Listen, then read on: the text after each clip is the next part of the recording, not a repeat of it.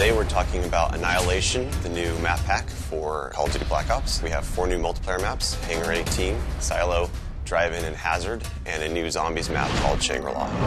Hangar 18 is based in the highly controversial Area 51, and it has a lot of Easter eggs that play up the conspiracy theory aspect. Hangar 18 is a medium-sized map. It has a pretty classic multiplayer gameplay structure. All the paths lead through and around the hangar. It kind of caters for all game types. You've got your close quarters going through the hangar. You've also got some sniper points as well. Strategically, you want to hold down the hangar. If you can work with your teammates to really control the 4 main flow points, then you're going to dominate the map.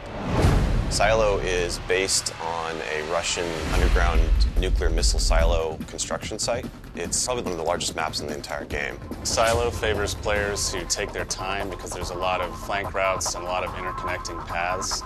So players who are smart and use decoys and pay attention to the mini-map are going to be more successful. You can't really stick around in one place for too long because you're going to get shot from multiple angles. You really need to learn how to play the map, how the paths flow, and you need to stay on the move.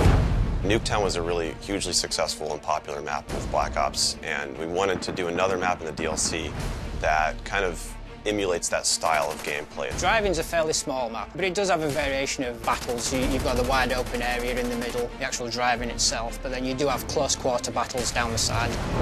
So Hazard was inspired by one of our World at War maps called Cliffside, but it's a complete reimagining of it.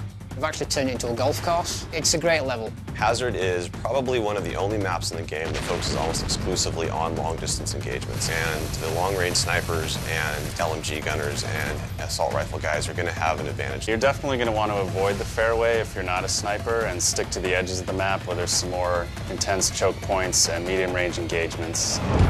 The story in Shangri-La is shrouded in mystery. I love to leave it up to the fans to derive their own ideas from it and also discover the facts that we put in there. I hope they really get the sense that we've taken this to just a whole nother level with the new weapons, the new environment, the new ways of getting around the map and things like that. There's a lot of holding areas, escape hatches, and things that let you get out at the last minute, which is a contrast to Call of the Dead, where it was a very wide open map. This is a much tighter map. Don't hold out too long. If things look like they're getting rough, get out of there. It's time to go. With Annihilation, we had a goal that we really wanted to push the visuals in all the maps. Each map feels very unique from one another. They feel like the kind of maps that you just want to spend a lot of time in.